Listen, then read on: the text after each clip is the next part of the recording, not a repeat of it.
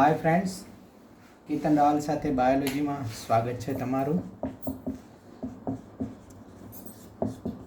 આપણે રોગ પ્રતિકારકતા વિશે જોતા હતા. શાના વિશે અભ્યાસ કરતા હતા? રોગ પ્રતિકારકતા, કે રોગ પ્રતિકારકતા શું છે. રોગ પ્રતિકારકતા તમારા માટે ખૂબ જ ઇમ્પોર્ટન્ટ ટોપિક છે, તો એને બરાબર જોજો. હવે આપણે બે જાતની રોગ પ્રતિકારકતા જોતા હતા. એક રોગ પ્રતિકારકતા જે છે એ જન્મજાત રોગ પ્રતિકારકતા છે, અને એક જે છે રોગ પ્રતિકારકતા એ કેવી છે? ઉપાર્જિત રોગ પ્રતિકારકતા છે. શું છે? ઉપાર્જિત રોગ પ્રતિકારકતા છે. હવે આ જન્મજાત રોગ પ્રતિકારકતામાં આપણે કંઈ કરતા નથી, આપણી સાથે જન્મ સાથે જ આવે છે. જન્મ સાથે જ આ રોગ પ્રતિકારકતા આપણી સાથે આવતી હોય છે, એટલે આપણે એને શું કહેવાય છે? તો જન્મજાત રોગ પ્રતિકારકતા. આમાં આપણે જોઈ હતી જન્મજાત રોગ પ્રતિકારકમાં જે અંતરાય હતા એમાં શું જોયું હતું? શારીરિક અંતરાય જે છે, દેહ ધાર્મિક અંતરાય જે છે, પછી કોષાંતરીય એમાં બેઝોફિલ એક કેન્દ્રી કણ જેટલા WBCના કણ હતા, અને કોષરસીય ઇન્ટરફેરોન પ્રોટીન આમાં હતા કોષરસીયમાં. તો આ આપણે જન્મજાત પ્રતિકારકતામાં વસ્તુઓ જોઈ. પછી ઉપાર્જિત રોગ પ્રતિકારકતા એટલે આપણે જ્યારે મોટા થઈએ અને પછી જે ઉપાર્જન પામે એને શું કહેવામાં આવે છે? ઉપાર્જિત રોગ પ્રતિકારકતા. તો જ્યારે આપણે મોટા થઈએ ત્યારે ઉપાર્જન પામે એને શું કહીશું? ઉપાર્જિત રોગ પ્રતિકારકતા. હવે ઉપાર્જિત રોગ પ્રતિકારકતા જે છે એ ક્યાં હોય? લસિકા કણો, બે કોષો હોય, બીટા કોષો અને ટી કોષો. તો આ બે કોષો હોય. આ બે કોષો જે છે એ વિભાજન વિભેદન પામી અને ઉપાર્જિત પ્રતિકારકતા ઉત્પન્ન કરતા હોય છે. તો આ બંને કોષો બે જાતની ઉપાર્જિત રોગ પ્રતિકારકતા આપણને કરે. આ બીટા કોષો જે છે એ જેને કરે એ શું છે? એન્ટીબોડી મેડિએટેડ.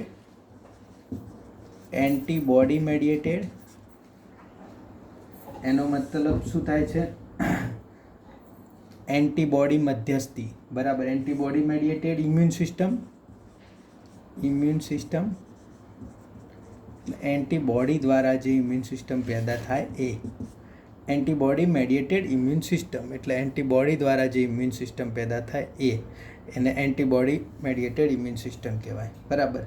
અને જે ટી કોષો છે એ છે, આ જે ટી કોષો છે એ કેવી ઇમ્યુન સિસ્ટમ કરે? સેલ મેડિએટેડ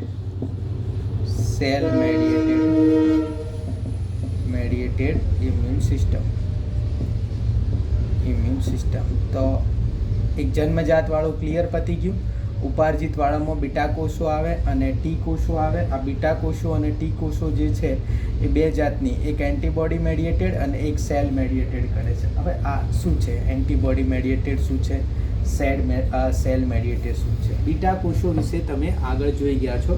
એન્ટીબોડી મેડિએટેડ જે ઉપાર્જિતતા હતી એના વિશે તમે અભ્યાસ કરી ચૂક્યા છો કે એમાં શું હતું. થોડુંક આપણે જોઈ લઈએ છે. બીટા કોષો કરે છે શું? બીટા કોષો જે છે એ કોઈ પણ ફોરેન પાર્ટિકલ બહારથી આ ફોરેન પાર્ટિકલ આવ્યો તો આના ઉપર જે છે ને, આના ઉપર આવી રીતે એન્ટીજન હોય છે. કોરોના વાયરસ તમે જોયો હશે તો એના ઉપર શું છે? એન્ટીજન. આવી રીતે એન્ટીજન હોય છે, અને આના માટે આપણા બોડીના કોષો ઉપર જે છે એ શું હોય છે? એન્ટીબોડી હોય છે. આવી રીતે શું હોય છે? એન્ટીબોડી હોય. તો આ એન્ટીજન જે છે એ આવી રીતે એન્ટીબોડી સાથે ફિટ થઈ જાય. બરાબર. એન્ટીજન છે એ શું છે? આવી રીતે એન્ટીબોડી સાથે ફિટ થઈ જાય. પછી આ બીટા કોષો જે છે એ આ કોષનો શું કરી નાખે? નાશ કરી નાખે. બરાબર. એટલે આ અલગ અલગ એન્ટીજન જે છે એના સાથે જોઈન્ટ થવા માટે અલગ અલગ એન્ટીબોડીની જરૂરત પડે. તો આ બીટા કણ જે છે, બીટા કોષો જે છે એ અલગ અલગ ટાઈપની શું બનાવે છે? એન્ટીબોડી બનાવે છે. એક વસ્તુ યાદ રાખો જે બહારથી આવશે એની પાસે શું હશે? એની પાસે હશે એન્ટીજન. અને આપણી બોડીમાં રોગ માટે રોગ પ્રતિકારક તંત્ર પાસે શું હશે? એન્ટીબોડી.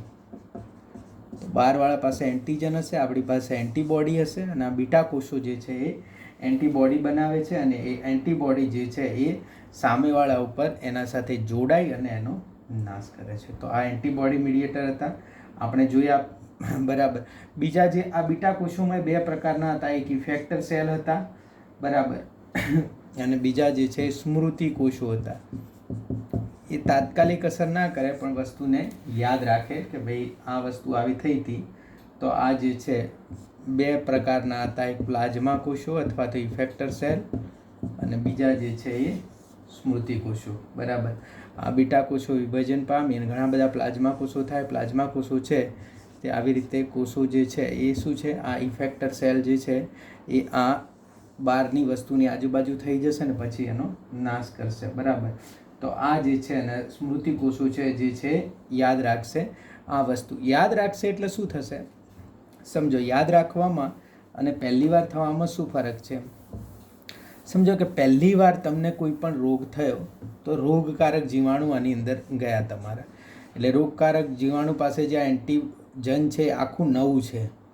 શું છે? આખું નવું છે. તો આ નવું થયું અને આ લોકો સમજો કે 100 રોગકારક જીવાણુ અંદર આવ્યા તમારા, આખું નવું છે. હવે આપણી પાસે એન્ટીબોડી છે.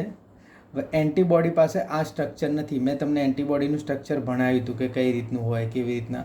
તો એન્ટીબોડી આને ઓળખવા જશે, આમ પહેલાં ઓળખવા જશે, પછી ઓળખાણ પાડશે, પછી આમ થશે. પણ અત્યારે આપણી પાસે આ છે ને બધું બનાવવું પડે નવું. બરાબર. બધું સ્ટ્રક્ચર નવું બનાવવું પડે. તો આ 100 છે, એની સામે આપણી પાસે 50 જ છે. એટલે 50ને તો આપણે મારી નાખશું, પણ હજી 50 રહેશે, અને 50 પાછા રિપ્રોડક્શન કરી, પ્રજનન કરી અને પાછા જે છે એ 100 થઈ જશે. તો જેટલા ઝડપી આ લોકો વધશે ને એટલા ઝડપી આપણે અહીંયા એન્ટીબોડી નહીં વધી શકે. કેમ? કારણ કે આ લોકો પહેલી વાર આવ્યા છે, આપણી એન્ટીબોડી અમને ઓળખતી નથી ને એન્ટીબોડી બનાવવા માટે શરીરને થોડો ટાઈમ જોઈએ. તો એટલા માટે એટલું ઝડપી. પણ સ્મૃતિ કોષો જે છે એ આને યાદ રાખશે, આને આ સ્ટ્રક્ચરને જે છે એ સ્મૃતિ કોષો યાદ રાખશે. શું છે આ સ્ટ્રક્ચર? એન્ટીજન છે. આમ હોય ને તો આવી રીતના એન્ટીજન હોય.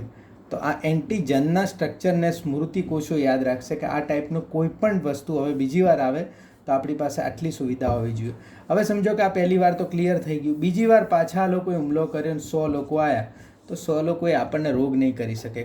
કેમ? કારણ કે એની સામે અહીંયા એન્ટીબોડીનું સ્ટ્રક્ચર છે એ આમને મારી નાખશે. બરાબર. કારણ કે એમની પાસે તૈયાર સાધન સામગ્રી પડી છે. એટલે સ્મૃતિ કોષોનું કામ જે છે વધારે ઇફેક્ટિવ એટલા માટે છે કારણ કે એ આવનારા જે પણ રોગકારક જીવાણુ છે એમને મારી નાખે છે. એટલે અમુક રોગો જે છે ને, અમુક વાયરલ રોગો એ આપણને એક જ વાર થાય, બીજી વાર ના થાય. ધારો કે ઓરી, તો એ એક જ વાર થાય લાઈફમાં, બીજી વાર ના થાય, કારણ કે બીજી વારમાં એન્ટીબોડી એના વિરુદ્ધ ઉત્પન્ન થઈ જાય. તમને ખબર છે કોરોના જો એકવાર થાય ને તો તમને બીજી વાર કોરોના થવાની સંભાવના ઓછી છે, કારણ કે કોરોનાનું જે આ સ્ટ્રક્ચર છે એ સ્ટ્રક્ચરને બોડી જાણી લે અને બોડી પછી જો ફરીવાર એના જીવાણુ આવે તો ફરી હુમલો કરી નાખે. તો અત્યારે વેક્સિન શોધાઈ રહ્યું છે. તો વેક્સિન શેના ઉપર શોધાઈ રહ્યું છે? ઇમ્યુન સિસ્ટમને એટલી પાવરફુલ બનાવી કે આપણી જે રોગ પ્રતિકારક તંત્ર છે એને એટલું પાવરફુલ બનાવવું કે આના વિરુદ્ધ મેં તમને કીધું ને કે પહેલી વારમાં એટલું ફટાફટ ઉત્પન્ન ના કરી શકે, પણ આના વિરુદ્ધ એટલું ફટાફટ ઉત્પન્ન કરે, બરાબર, તંત્ર છે કે એટલું ફટાફટ ઉત્પન્ન કરે કે જલ્દીમાં જલ્દી આ વાયરસ અંદર આવે એવો ખલાસ થઈ જાય.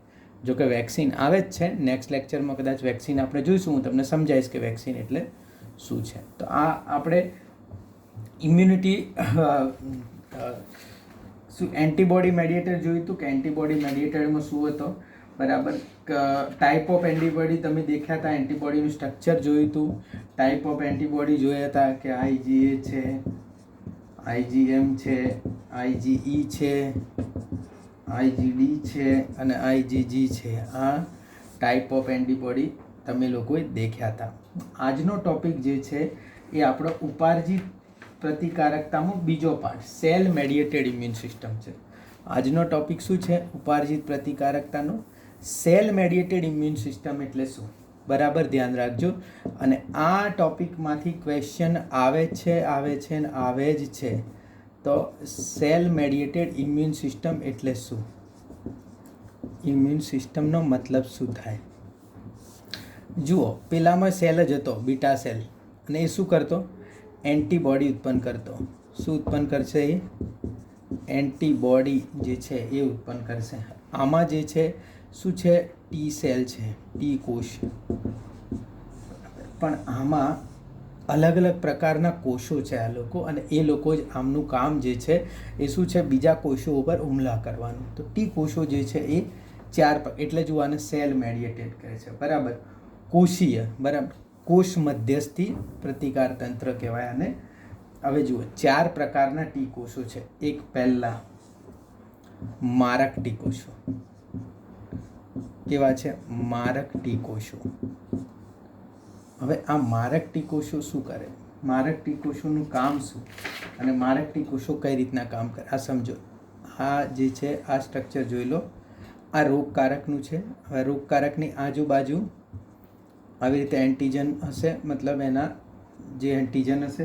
હવે આ મારક ટી કોષો, ધારો કે મારક ટી કોષો છે, તો આ શું કરશે? પહેલાં એન્ટીજન સાથે સંબંધ બનાવી નાખશે કે ભાઈ ક્યાંથી આવ્યા, શું છે, આ છે તે. બરાબર. પછી એની પાસે જશે, એન્ટીજન પાસે. બરાબર. એકદમ સંબંધ બનાવીને પછી શું જશે? આમ પાસે જતો રહેશે અને એક એવું કેમિકલ કરશે, એને કહેવાય છે પરફોરિન. શું કહેવાય છે? પરફોરિન.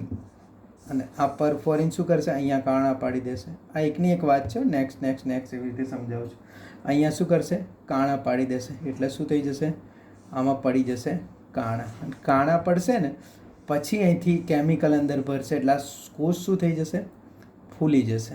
અહીંયા પહેલાં આની સાથે સંબંધ કરશે, પછી આમ પરફોરિન કાણા પાડી દેશે, પછી અંદર કેમિકલ જશે, એટલે આ કોષ ફૂલી જશે. અને આ કોષનું આ કેમિકલ એવું છે એટલે કોષ કંઈ તો ફૂટી જશે ને ફૂટીને ઓગળી જશે. એટલે આ કોષનો આવી રીતે નાશ કરશે. મારક ટી કોષો.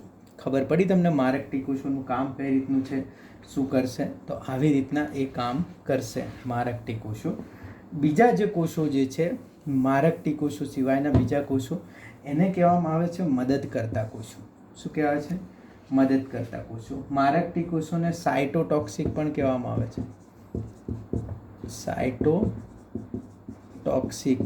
બરાબર. એટલે શું છે? એ ટીસી, સાઇટોટોક્સિક સેલ જે છે. બરાબર.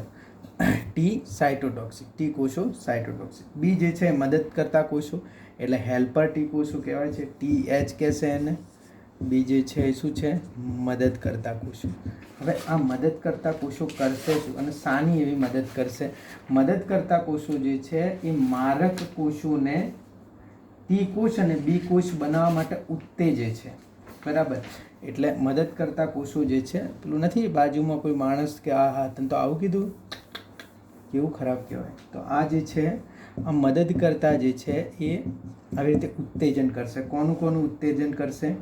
ટી કોષો, ટીસી મારક કોષોનું, અને બીજું એ ઉત્તેજન કરશે સીધું કોનું?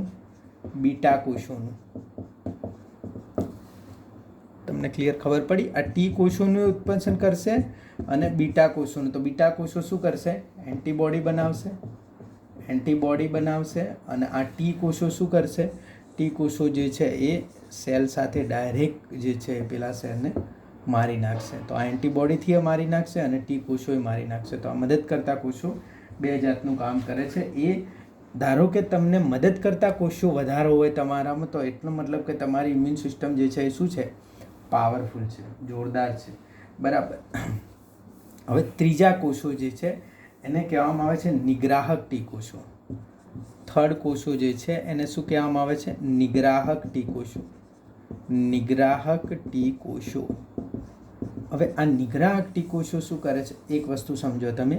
આ ટી સેલ અને બી સેલ જો વધતા જ જાય, આ મારક કોષો મદદ કરતા કોષો એને વધારતા જ જાય, તો હવે સમજો કે ધારો કે આ 100 પેથોજન આવ્યા હતા, 100 પેથોજન તો મરી જાય, પણ આ લોકો જો બહુ વધારે પડતા વધી જાય ને, તો 100 પેથોજન સાથે 100 આપણા કોષોને મારી નાખે. બરાબર. એટલે આપણે પોતાને પેલું કરવું પડશે, કારણ કે ગામમાં ઘણા બધા એવા લોકો ન્યુસન્સ વધી જાય. સમજો કે ગામમાં તમારી પાસે 3 પહેલવાન છે અને એને તમે એટલા માટે રાખ્યા છે કે ચોર આવે, પણ હવે ચોર તો તમારા ગામમાં આવતા જ નથી ને આ પહેલવાન તમે ખવરા પીવરાને એટલા જોરદાર કર્યા છે ને એટલા માથાભારે થઈ ગયા છે કે રાત્રે ગામનું કોઈ પણ માણસ નીકળે ને તો એ બિચારાને મારી નડી તોડી નાખે છે. તો આ પહેલવાનને કંટ્રોલમાં તો રાખવો પડશે ને, બરાબર. તો આ લોકો ટી સેલ ને બી સેલ શું છે? બોડીના પહેલવાન છે. અને એ લોકો જો આ રોગકારકો નહીં આવે તો આ નોર્મલ લોકો બહાર નીકળશે તોય માર નાખશે. તો એમને કંટ્રોલમાં રાખવાનું કામ કોણ કરે છે? નિગ્રાહક કોષો કરે છે. તો આ નિગ્રાહક કોષો જે છે એ શું છે? કંટ્રોલમાં રાખવાનું કામ છે. અને ઇંગ્લિશમાં શું કહેવાય છે? સપ્રેસર. ઇંગ્લિશમાં શું કહેવાય છે? સપ્રેસર. એટલે TS કોષો એને કહેવામાં આવે છે. તો નિગ્રાહક કોષો જે પ્લાઝ્મા કોષો જે છે, બીટા કોષો અને પ્લાઝ્મા કોષોને નિગ્રાહક ઘટકોનું, બીટા કોષો અને પ્લાઝ્મા કોષોને નિગ્રાહક ઘટકોનું સંશ્લેષણ કરી અને TS કોષો કરે છે. એટલે આ શું છે? સમગ્ર રોગ પ્રતિકારક શક્તિને પોતાના શરીર પર હુમલા કરતા રોકે છે, બરાબર. હવે બીજા આમાંય સ્મૃતિ ટી કોષો છે. જો આ પેલામાં સ્મૃતિ કોષો હતા બીટા કોષોમાં, અને આમાંય સ્મૃતિ ટી કોષો છે. સ્મૃતિ ટી કોષો એટલે સ્મૃતિ ટી કોષો શું કરશે? જ્યારે આ રોગ પ્રતિકારક તંત્ર મતલબ આ જ્યારે જતા રહેશે રોગકારક જીવાણુ, તો ત્યારે આ સ્મૃતિ કોષો જે છે, આ મારક કોષો બધા શું થઈ જશે? સ્મૃતિ કોષો થઈ જશે ને પડ્યા રહેશે. જ્યારે એનો એ પછી આવ્યો ફરીથી માણસ, મતલબ આનો આ એન્ટીજન વાળો ફરીથી આવ્યો, ત્યારે આ સ્મૃતિ કોષો જે છે એનું રૂપાંતરણ શામાં થઈ જશે? મારક કોષોમાં,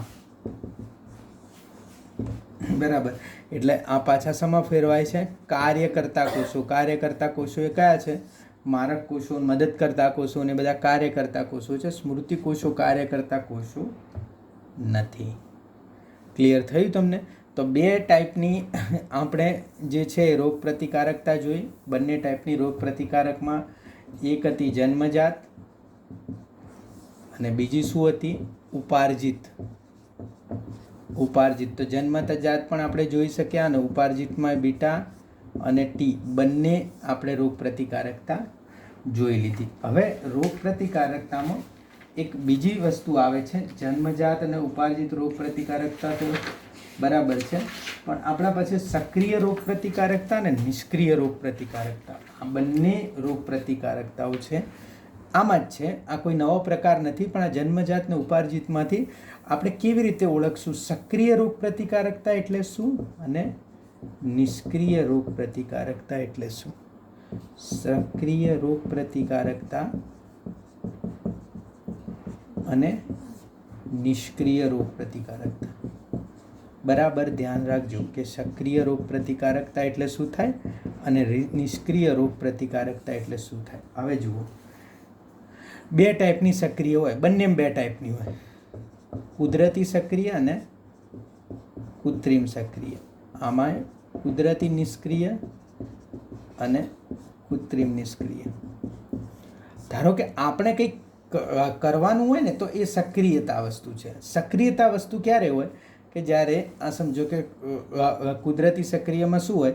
જ્યારે કોઈ રોગકારક જીવાણુ તમારી શરીરમાં આવ્યો, બરાબર. તો આ રોગકારક છે, આ રોગકારક છે અને આ શરીરમાં આવ્યો, શરીરમાં આની એન્ટ્રી થઈ અને પછી આપણી રોગ પ્રતિકારક શક્તિ આના વિરુદ્ધ લડવાનું ચાલુ કર્યું, બરાબર. અને એ જ્યારે રોગ પ્રતિકાર મતલબ રોગકારક જ્યારે જતો રહ્યો ત્યારે આપણા શરીરે રોગકારક વિરુદ્ધ શું બનાવી દીધા? રોગકારક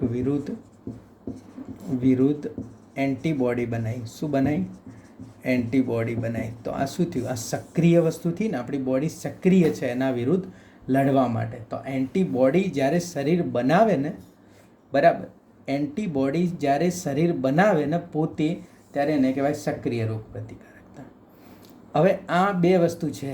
એક તો આ અહીંયા જે છે નેચરલ રીતે જ્યારે એન્ટીબોડી બનાવે શરીર બોડી, ત્યારે શું કહેવાય? સક્રિય રોગ પ્રતિકારકતા જે છે એ નેચરલ કહેવાય, કુદરતી કહેવાય. પણ કૃત્રિમ રીતે, બરાબર યાદ રાખજો, કૃત્રિમ રીતે આપણે એન્ટીજન આપીએ એને. એન્ટીજન હું તમને આ વેક્સિનમાં સમજાવીશ. જુઓ, આમાં ક્યારેય એન્ટીબોડી ના વિચારતા કે એન્ટીબોડી લખીએ ના લેતા. કૃત્રિમ રીતે જ્યારે જુઓ આમાં બરાબર યાદ રાખજો. સક્રિયમાં તમારે શું યાદ રાખવાનું છે? સક્રિયમાં કુદરતી એન્ટીજન અંદર આવશે એટલે ઓરિજિનલ રોગકારક. કુદરતી એન્ટીજન અંદર આવશે એટલે સાચો રોગકારક અંદર આવશે. સાચે કોઈ રોગ થશે જેમ ઓરી થાય છે એમ, ત્યારે જે શરીર એન્ટીબોડી બનાવશે, ત્યારે જે શરીર એન્ટીબોડી બનાવશે એને શું કહેવાય છે? કુદરતી સક્રિય રોગ પ્રતિકારકતા. બરાબર, કુદરતી સક્રિય. હવે જ્યારે કૃત્રિમ એન્ટીજન આપણે આપવામાં આવે છે, કૃત્રિમ એન્ટીજન કઈ રીતના આપવાનો એ આપણે વેક્સિનમાં જોઈશું. કૃત્રિમ એન્ટીજન મતલબ હકીકતમાં કંઈ રોગકારક નથી, પણ એવું સ્ટ્રક્ચર બનાવીને મૂકી દેવાનું એટલે બોડીને લાગે કે ઓહો આ તો રોગકારક છે.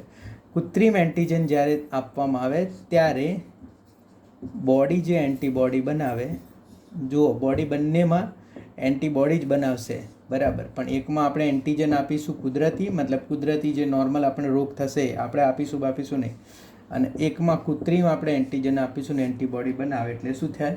એને નિષ્ક્રિય એને શું કહેવાય? કૃત્રિમ સક્રિય રોગ પ્રતિકારક. ક્લિયર થયું?